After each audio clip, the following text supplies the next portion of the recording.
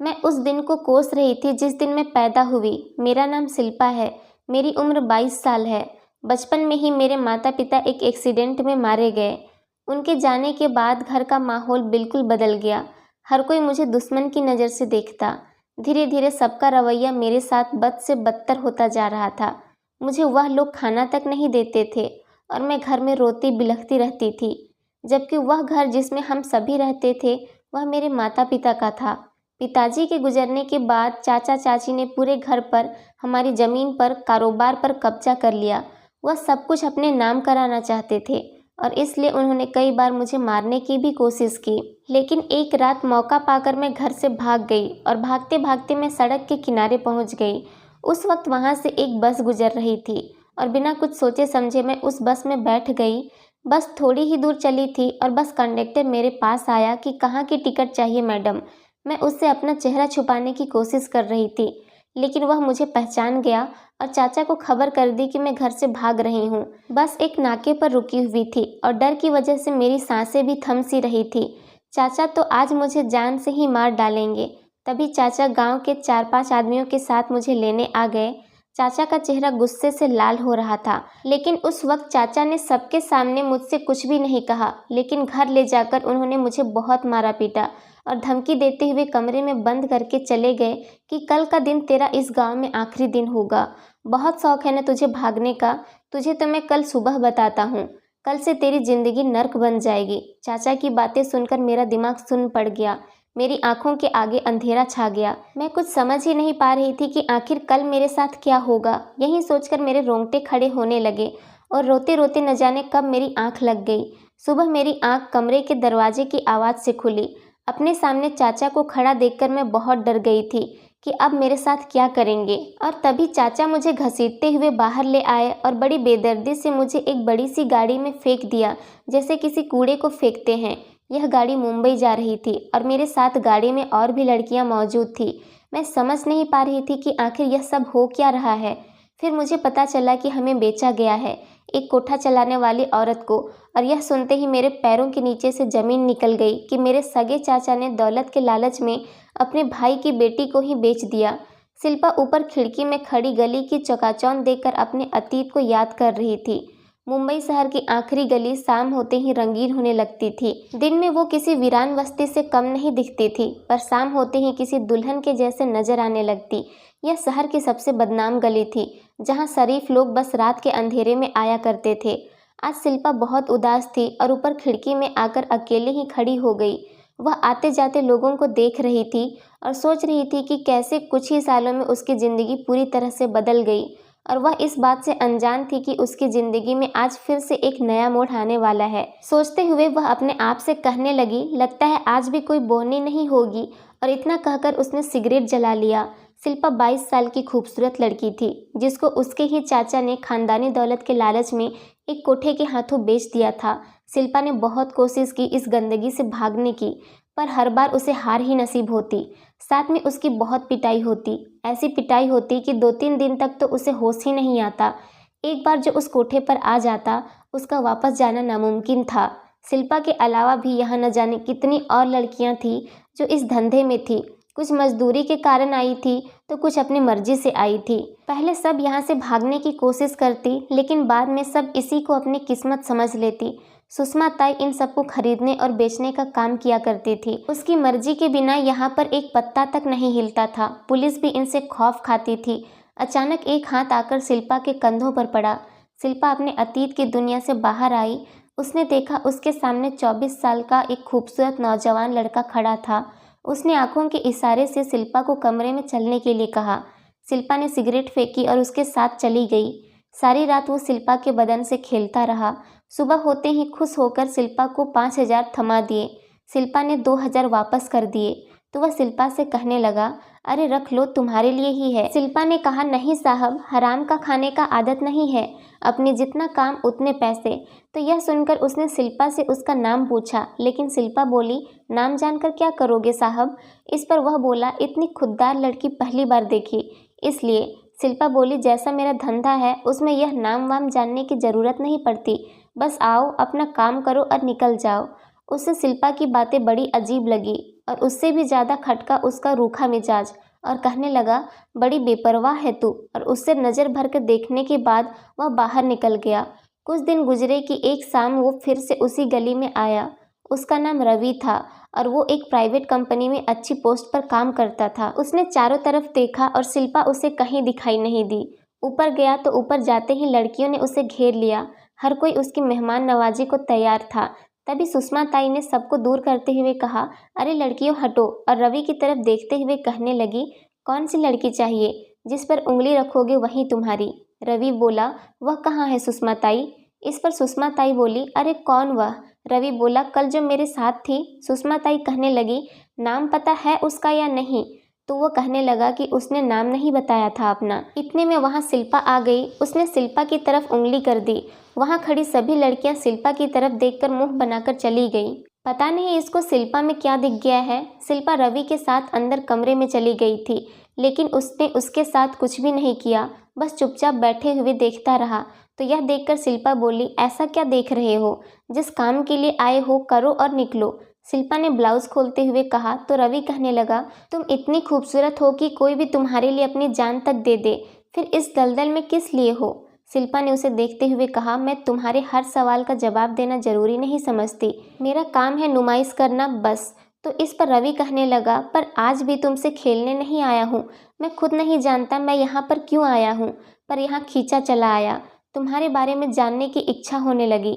रवि यह कहते हुए बिस्तर पर लेट गया। रवि की बातें सुनकर शिल्पा बोली कि आप जैसे लोगों के लिए ऐसी लड़कियां सिर्फ एक रात की मेहमान हुआ करती हैं, पर दिन में आप जैसे बड़े लोग हमें पहचानते तक नहीं। शिल्पा ने अपनी साड़ी का पल्लू कंधे पर रखते हुए कहा। तो रवि बोल पड़ा, तुम्हारी बातें बहुत कड़वी है पर सच होती है। यह कहते हुए रवि सिगरेट जलाने लगा और एक सिगरेट उसने शिल्पा की तरफ भी बढ़ा दी। शिल्पा इत्मीनान से सिगरेट पी रही थी।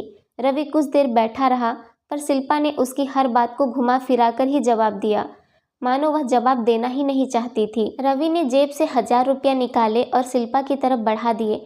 यह देखकर शिल्पा बोली, जब कुछ किया ही नहीं तो फिर पैसे किस बात की? तब रवि ने वह पैसे वापस रख लिए और फिर वहाँ से चला गया। शिल्पा बुद्ध बनी हुई वहीं खड़ी रही। इतने सालों में उसके साथ ऐसा पहली बार हुआ था कि कोई ग्राहक बिना उसे नोचे खसोटे वापस चला गया। हर रात उसका सामना नए नए लोगों से होता था। कभी उनका रवैया उसे डरा जाता तो कभी उनकी डिमांड, और शिल्पा को पैसे के बदले उनकी हर बात माननी पड़ती थी। शिल्पा सोच में डूबी हुई थी कि तभी उसकी सहेली वहां पर आ गई। क्या बात है, आजकल तो मैडम छाई हुई है गली में। शिल्पा ने बिस्तर पर गिरते हुए उससे कहा कि कोई भी बात नहीं है, रोज का कस्टमर है तो आ गया। उसकी सहेली ने उसके पास बैठे हुए कहा, वैसे तेरा यह वाला कस्टमर बड़ा मस्त है। कोठे की सारी लड़कियां तैयार हैं उसके साथ जाने को, पर वह है कि उसे तुझसे फुर्सत ही नहीं मिलती। उसने मुंह बनाते हुए कहा। तो शिल्पा ने कहा, अरे अरे मुंह क्यों बनाती है मेरी जान, कस्टमर है, कौन सा मेरा आशिक है जो तुम लोग इतना जल रहे हो। कुछ देर इधर उधर की बातें होती रही, फिर दोनों बाहर चली गई।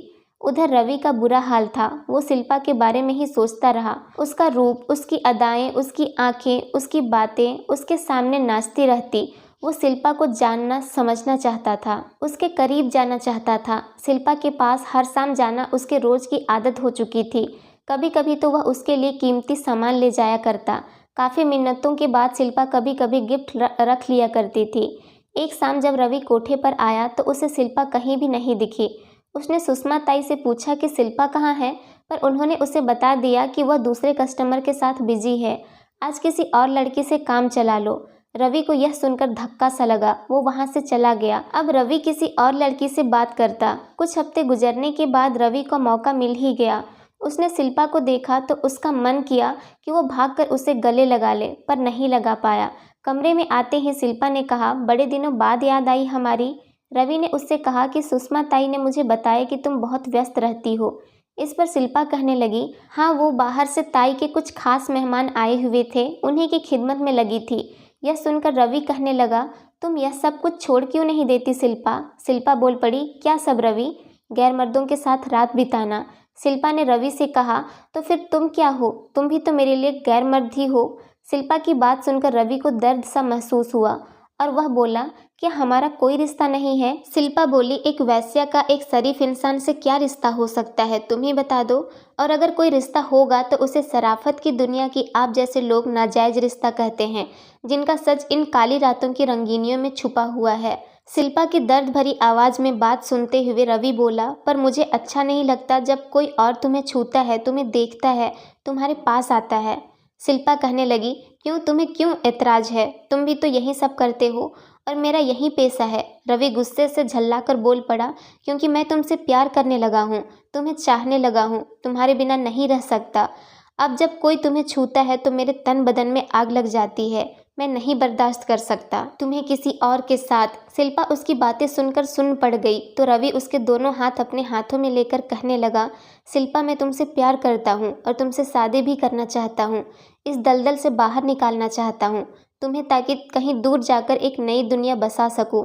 मैं नहीं जानता कि तुम्हारे दिल में क्या है, मैं तुम्हें यहाँ से बाहर निकालना चाहता हूँ। शिल्पा बस चुपचाप रवि की बातें सुनती रही और रवि के गले लग गई। फिर एक दूसरे को जानते पहचानते सुबह हो जाती है। फिर रवि, अपना ध्यान रखना, मैं जल्दी ही तुम्हें लेने आऊँगा, कहकर बाहर निकल जाता है। रवि कुछ दिनों के लिए शहर से बाहर चला जाता है। इधर शिल्पा का व्यवहार भी सबके साथ बदल जाता है। अब वह बहुत ही कम अपने ग्राहकों के साथ रात बिताती थी। कभी पेट दर्द का बहाना बनाती, कभी कोई बहाना। सभी ग्राहक भी झगड़ा गाली गलौज करने लगे। कुछ ने तो वहां आना ही बंद कर दिया था। सुषमा ताई का धंधा बिल्कुल ठप होने चला था। एक दिन सुषमा ताई ने शिल्पा को अकेले में बुलाया था कि क्या बात है शिल्पा, आजकल ग्राहक तुझसे खुश नहीं रहते, चल क्या रहा है तेरा दिमाग में? शिल्पा कुछ भी नहीं बोल पाई, बस इतना कहा कि अब मैं यह काम और नहीं कर सकती, मेरा मन नहीं करता ताई। यह सुनकर सुषमा ताई बोल पड़ी, हाँ हाँ शिल्पा, सब जानती हूँ। तेरा मन क्यों नहीं लगता आजकल? तेरा मन उस लड़के में जो लग गया है, उसके बारे में कुछ न बोलो ताई। तो सुषमा ताई बोली, देखो तो सूरत, कहीं मोहब्बत तो नहीं हो गई तुमको उससे? शिल्पा इधर आ, यहाँ मेरे पास आकर बैठ। शिल्पा, हमारे धंधे में यह सब नहीं चलता। शिल्पा ने अपना सर ताई के घुटनों पर रख दिया और कहने लगी कि वह मुझसे बहुत प्यार करता है और शादी भी करना चाहता है। मुझसे इतने सालों में मुझे कभी भी एहसास नहीं हुआ, पता नहीं क्यों, पर उसकी हर बात, हर वादे पर भरोसा करने को दिल करता है। वह इतना खूबसूरत है कि मुझे उसके सिवा कुछ अच्छा ही नहीं लगता। इस पर ताई बोली, हर खूबसूरत चीज़ धोखा देती है। शिल्पा, उसके प्यार में कमज़ोर पड़ चुकी है तू, इसलिए ऐसी बड़ी बड़ी बातें कर रही है। अभी भी वक्त है, रोक ले खुद को। नहीं ताई, मैंने उसे तन मन से अपना माना है, वह मुझे कभी धोखा नहीं देगा। अब तक मैंने आपकी हर बात मानी है ताई, बस मेरी एक छोटी सी बात आप भी मान लीजिए, मुझे उससे शादी करने दीजिए। शिल्पा ने अपनी आंखों में आंसू भरकर कहा। तो ताई शिल्पा से कहने लगी, मैं तेरी खुशियों के आगे नहीं आना चाहती, लेकिन तू जिस रास्ते जा रही है वहाँ सिर्फ और सिर्फ अंधेरा है, एक ऐसा अंधेरा जो तुम्हारी पहचान खा जाएगा।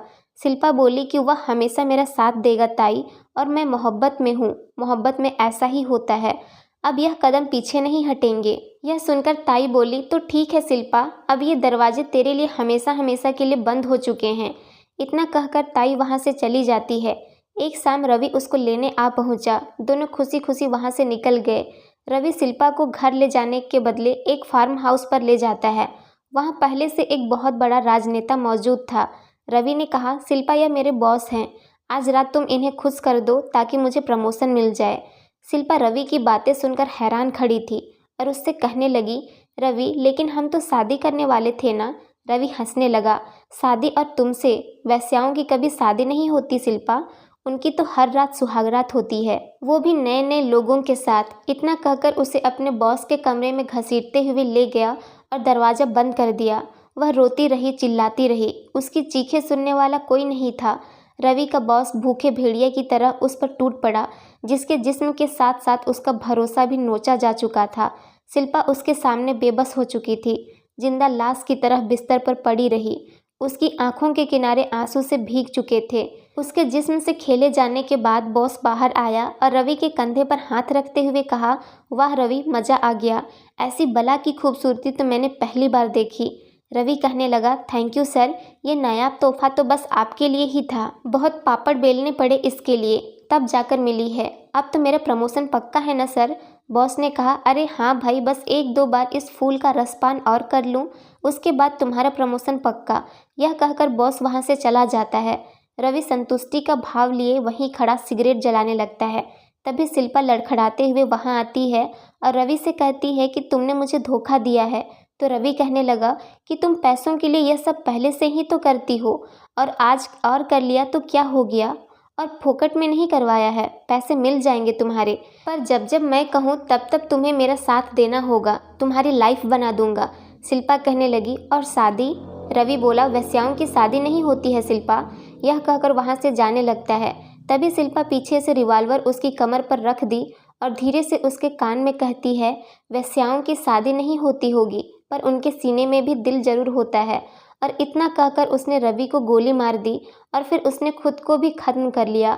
रवि वहीं पर गिर पड़ा और कुछ देर बाद उसकी भी मौत हो गई। दोस्तों, मैं उम्मीद करती हूँ आपको हमारी कहानी पसंद आई होगी। कहानी पसंद आई है तो वीडियो को लाइक करें, चैनल पर नए हैं तो चैनल को सब्सक्राइब करें और हाँ, नोटिफिकेशन बेल को ज़रूर दबाएं ताकि अगली अपडेट सबसे पहले आपको मिले।